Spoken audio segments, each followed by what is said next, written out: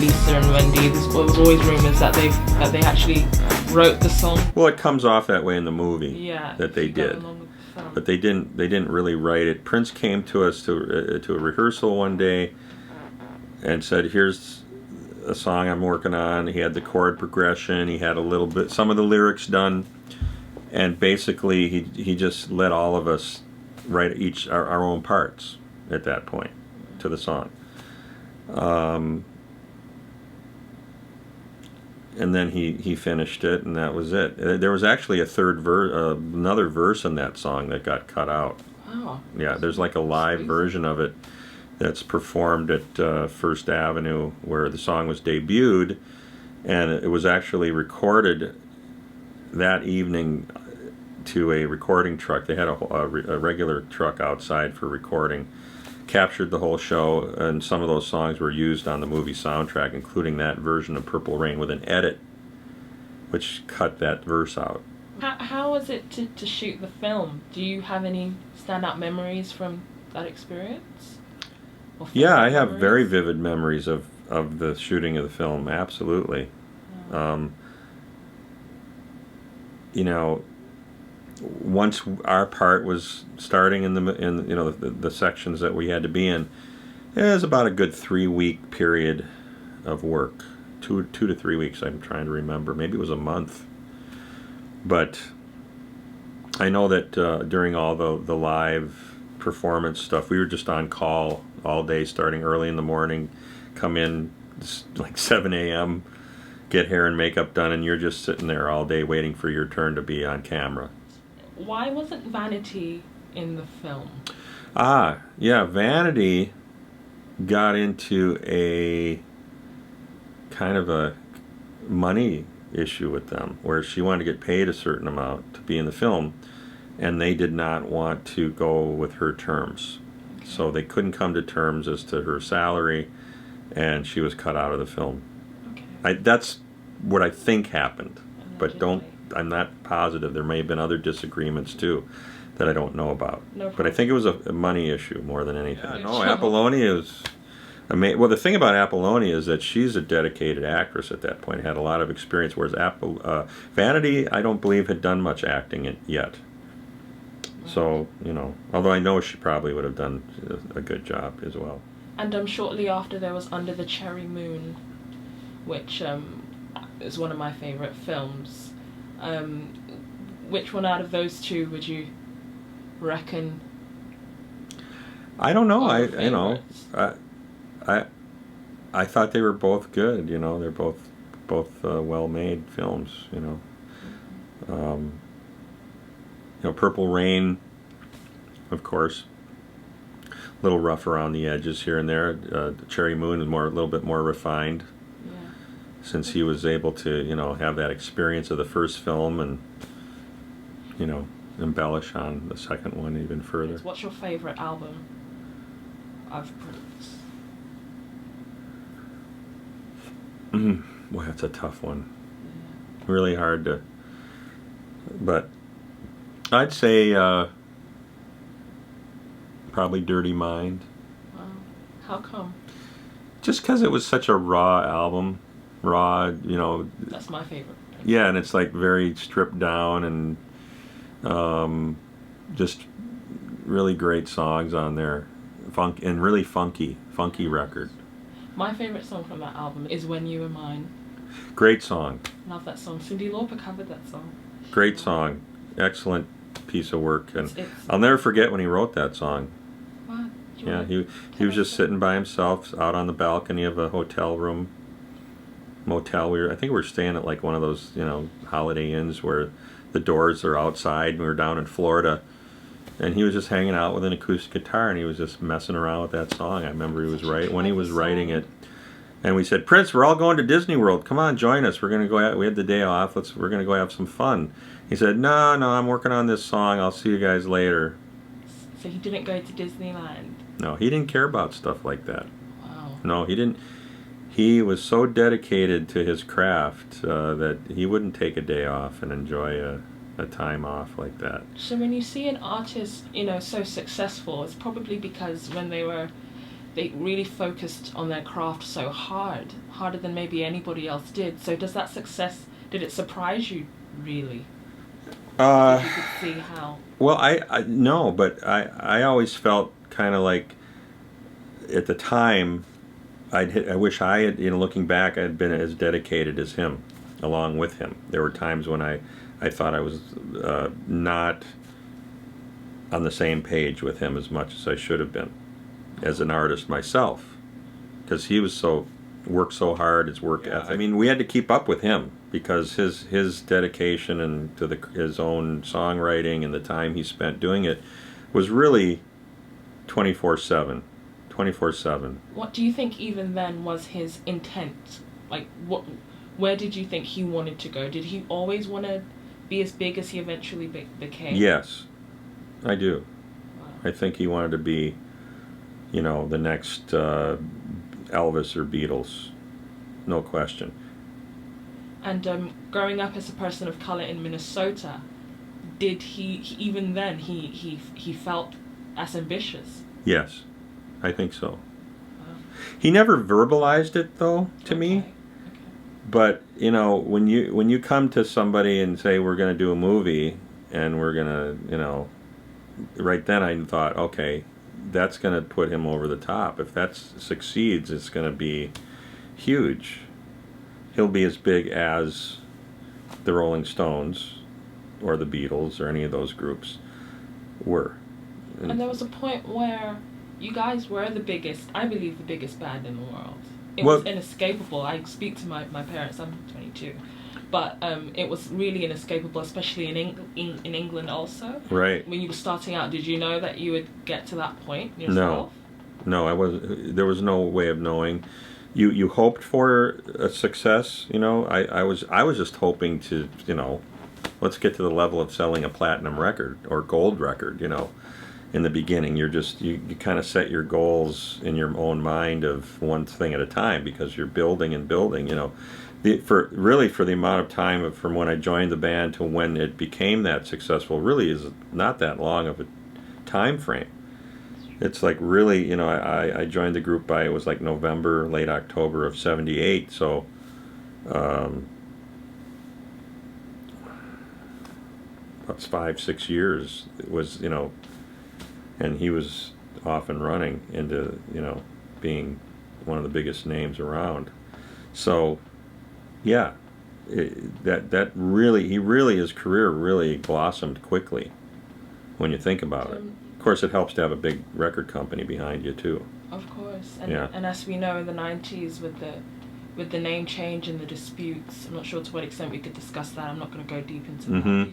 Did you feel, in terms of his output, that he wanted more control over that?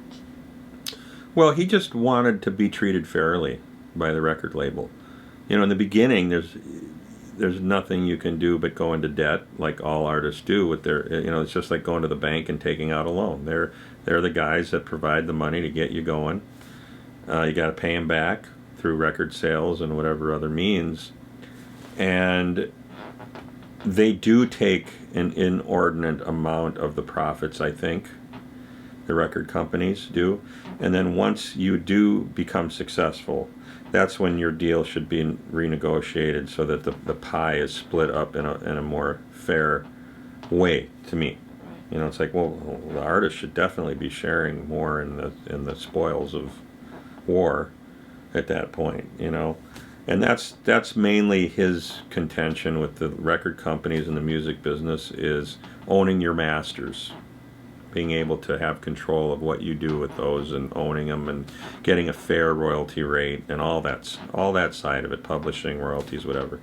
So here it is now, fast forward to where we are now, and Prince has now come full circle. He's back to Warner Brothers and apparently coming to an equitable agreement with them of some kind. So that's good. That's great. Good for him. Good for them. Good for other artists, hopefully, in the industry to come to those kinds of terms as well. So it's all a good thing. The record business, the music business, as we all know, is just going through major changes, and hopefully all the dust will settle and things will be working in a better way. Yeah, this year was the first year in a long time that no artist sold over 800,000 copies. Yeah.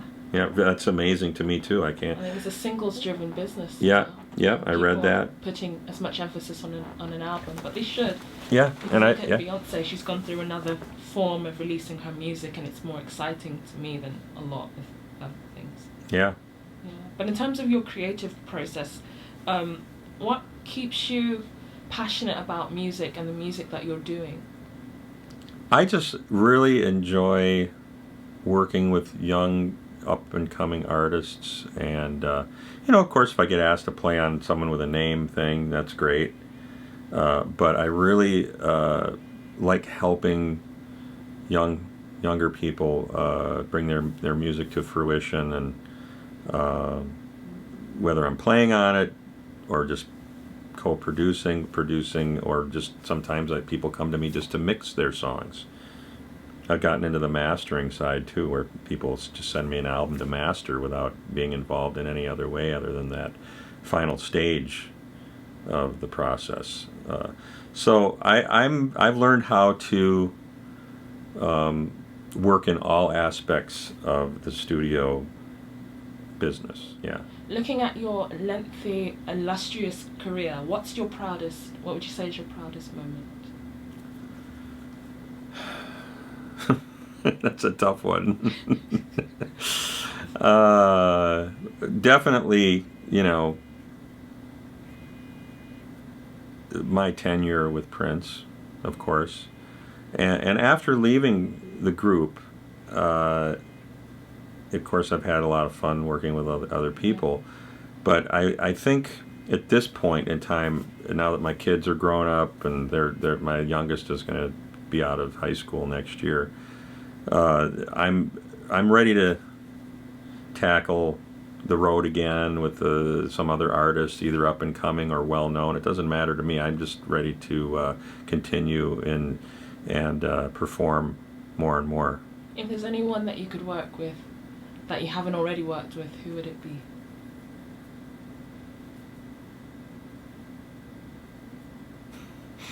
Boy, that's again a tough question, because there's several artists I wouldn't mind. Maybe 2 or 3. 2 or 3? Oh boy, that's really difficult to answer. Okay. I'd have to think about that for a little while. Okay. It's the kind of thing where I off the top of my head, it's a tough one. But if I could, there's somebody that recently that I really liked that I wanted to tour with if it was possible. But an established, someone like Paul McCartney, Yeah. I saw his show recently, and one of the best concerts I've seen ever. I'd love to hear that collaboration. I think you'd have something really valuable to put to Thanks. music. I've got some questions, some rapid question games. This is what I ask all my guests.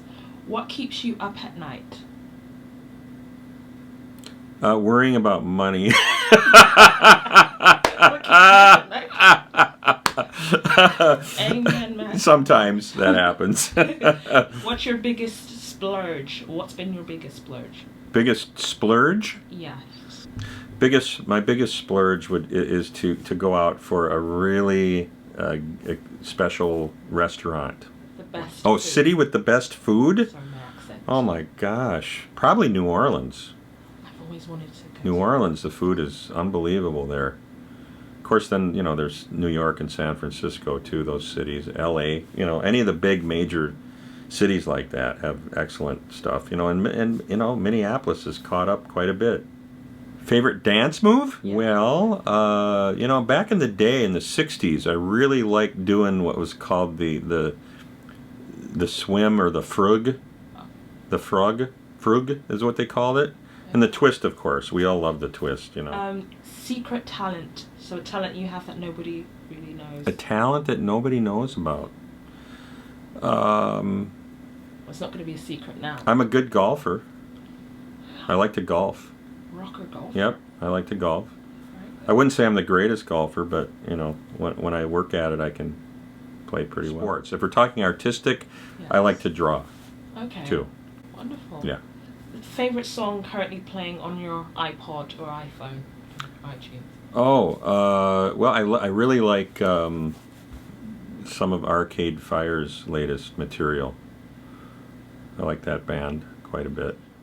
A song that people would be surprised to know is on your iPod or your iPhone. Oh, I forgot to mention Kimbra. Love her new album. Oh, Love that. she's a great talent. Yeah, okay, okay, so what was your... A song that people would be surprised to know that you listen to. A song Yes. that people would be surprised to know. Is on your iPod. I like some of the new dubstep songs that are happening, that are like created by Zomboy. You familiar with Zomboy? Okay, and Skrillex. You've heard of Skrillex, Skrillex, haven't you? Okay, yes. so those two guys, because they're so heavily synth-based, you know, it's very synthesizer. Yeah. I like Moby too, by the way. Moby's cool. Yeah, I like him. Dinner with anyone dead or alive, if you could choose one. Dinner with? Yes. Dinner with anyone dead or alive? Who would it be? I would love to meet either Abraham Lincoln or John F. Kennedy or Martin Luther King, those three. Wow. That's a very good answer. Yep. Okay. Gandhi wouldn't be bad either. All the great peacemakers. You're stranded on a desert island. What are the 3 things that you would bring with you?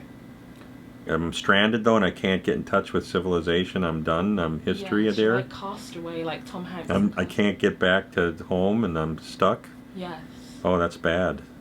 I don't know what I would do. You know, you need a tent, something solar powered to be able to hear something. Shortwave radio. Yes. But if you had the ability to have a shortwave communicator, then you could get off of there. Probably photos of family, you know, that kind of thing. Very good answer. An iPhone. Okay, Yeah. go ahead. Very good choice. Yeah. I've heard a lot of other things. But how to charge it. Anyway, go ahead. Where do you see yourself in the future? Maybe like in the next 5 to 10 years, maybe in your career or life in general? 5 years. Okay, so we're talking about possibly moving out to Los Angeles within the next 2 years, in order to have one of our boys may want to go to school out there, maybe both. You know, my oldest is going to college, and my youngest will be going, and he's got the rest of this year, and then senior year of high school after that. Go out to UCLA or one of the colleges out west, and then that way we all move. Music business is out there, and then I go further into the music industry in Los Angeles and get into composing for television shows, video games, like I've already done, and producing artists, which I'm doing as well. In fact, I was just out in Los Angeles a couple weeks ago and working with somebody out there, based out there, and I was doing a session for her last night at another studio outside of mine. So there's someone who's backing her project, and her name is Tara Lane, Layne, and she's an up-and-coming artist that a lot of people have been, helping at the moment. The many people that will be watching, how can they keep up to date with what you're doing? Yeah, I got a Twitter. That's it, just Dr. Fink. Hi, I'm Dr. Fink, and you're watching Prophets of Rock.